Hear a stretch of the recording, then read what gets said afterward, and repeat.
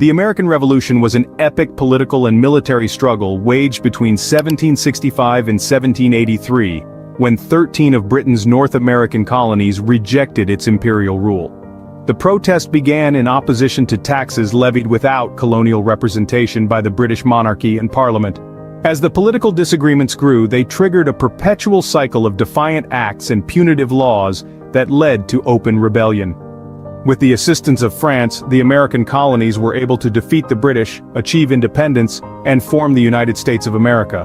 From 1754 until 1763, the British colonies and France fought an expensive land war on the North American continent, known as the French and Indian War. To recoup these expenses and raise funds to replenish their coffers, the British government enacted a series of new taxes. Until the Stamp Act of 1765, some taxes were proposed, and others were enacted and withdrawn. This was the first tax imposed directly on the 13 American colonies. Benjamin Franklin testified before Parliament that the tax was too high and that the colonies had already done more than enough to support the French and Indian War. That same year, the group known as the Sons of Liberty was established. The Tea Act was passed in 1773 to financially assist the struggling British East India Company, EIC, by placing a small tax on tea. Many colonists opposed the tax and continued to support James Otis Jr.'s position of taxation without representation is. Are you tired of online restrictions and struggling to manage multiple accounts? Meet Gologin, the ultimate anti-detect browser designed to keep your online activities private and secure. Gologin, the best browser for multi-accounting. Account bans happen unexpectedly, whether on social media or affiliate platforms. When this occurs, it can lead to serious issues like frozen funds and wasted time on creating and warming up new accounts. Gologin addresses these challenges by keeping your accounts, time, and money safe from such setbacks. Managing multiple accounts can be a nightmare, especially when you have to keep switching between them.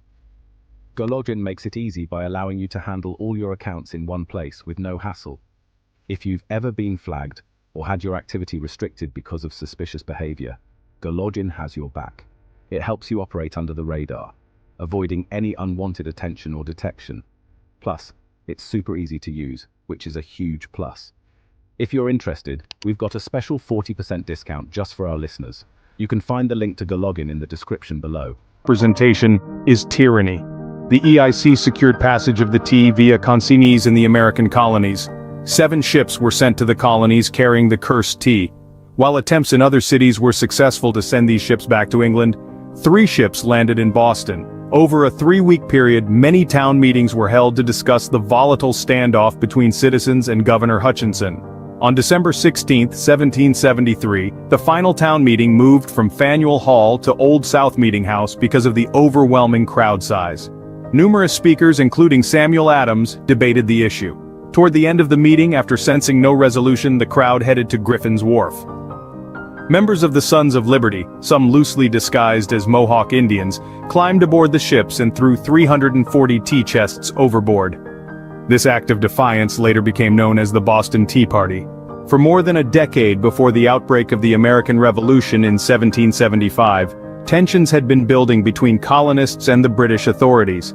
The French and Indian War, or 7 Years' War, 1756 to 1763, brought new territories under the power of the Crown, but the expensive conflict led to new and unpopular taxes. Attempts by the British government to raise revenue by taxing the colonies, notably the Stamp Act of 1765, the Townshend Acts of 1767 and the Tea Act of 1773, met with heated protest. Our story begins with the colonists, who were growing increasingly resentful of their lack of representation in Parliament and demanding the same rights as other British subjects. Their resistance ignited into violence in 1770, when British soldiers fired into a crowd of colonists, claiming 5 lives in what became known as the Boston Massacre. The tension escalated further after December 1773, when a group of Bostonians disguised themselves, boarded British ships, and dumped 342 chests of tea into Boston Harbor during the infamous Boston Tea Party. Parliament retaliated with a series of measures known as the Intolerable or Coercive Acts, aiming to reassert imperial authority in Massachusetts. Did you know? General Benedict Arnold, who is now most famous as a traitor to the American cause, was actually one of the earliest heroes of the Revolutionary War, playing a pivotal role in the capture of Fort Ticonderoga in May 1775. In response to the British actions, colonial delegates including figures such as George Washington, John and Samuel Adams, Patrick Henry and John Jay, met in Philadelphia in September 1774. This First Continental Congress didn't demand independence, but it decried taxation without representation, and the British Army's presence in the colonies without their consent. On April 18, 1775, the war sparked into life. British troops marched from Boston to nearby Concord, Massachusetts, intending to seize an arms cache. But Paul Revere and other writers raised the alarm, and colonial militiamen mobilized to intercept the Redcoats. The next day, the battles of Lexington and Concord in Massachusetts marked the "shot heard round the world," signifying the start of the Revolutionary War. When the Second Continental Congress convened, delegates, including newcomers Benjamin Franklin and Thomas Jefferson, voted to form a Continental Army, with Washington as its commander-in-chief. On June 17th, in the first major battle of the Revolution, colonial forces inflicted heavy casualties on the British regiment of General William Howe at Breed's Hill in Boston. Although the Battle of Bunker Hill ended in British victory, it lent encouragement to the revolutionary cause. Throughout the following fall and winter, Washington's forces struggled to contain the British in Boston. However, artillery captured at Fort Ticonderoga in New York helped shift the balance in late winter. The British evacuated the city in March 1776, with Howe and his men retreating to Canada to prepare a major invasion of New York. This marked a significant turning point in the Revolutionary War and set the stage for the battles still to come. By June 1776, with the Revolutionary War in full swing, a growing majority of the colonists had come to favor independence from Britain. On July 4th, the Continental Congress voted to adopt the Declaration of Independence, drafted by a five-man committee including Franklin and John Adams, but written mainly by Jefferson. That same month, determined to crush the rebellion, the British government sent a large fleet, along with more than 34,000 troops to New York. In August, Howe's Redcoats routed the Continental Army on Long Island. Washington was forced to evacuate his troops from New York City by September. Pushed across the Delaware River, Washington fought back with a surprise attack in Trenton, New Jersey on Christmas night, and won another victory at Princeton to revive the rebels' flagging hopes before making winter quarters at Morristown. The year 1777 saw a crucial turning point in the American Revolution, etched in the soil of Saratoga, New York. British strategy, aiming to sever New England from the rest of the colonies, faltered against the resilience of Continental forces and unexpected military maneuvers. General John Burgoyne's southward march from Canada, intended to join forces with British General William Howe's army on the Hudson River, faced early success. They recaptured Fort Ticonderoga in July, dealing a heavy blow to the Continental Army.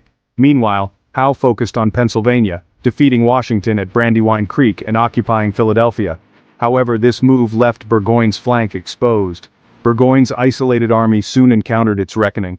On September 19th at Freeman's Farm, the First Battle of Saratoga raged. American soldiers, commanded by General Horatio Gates, dealt a decisive blow to the British, shattering their confidence.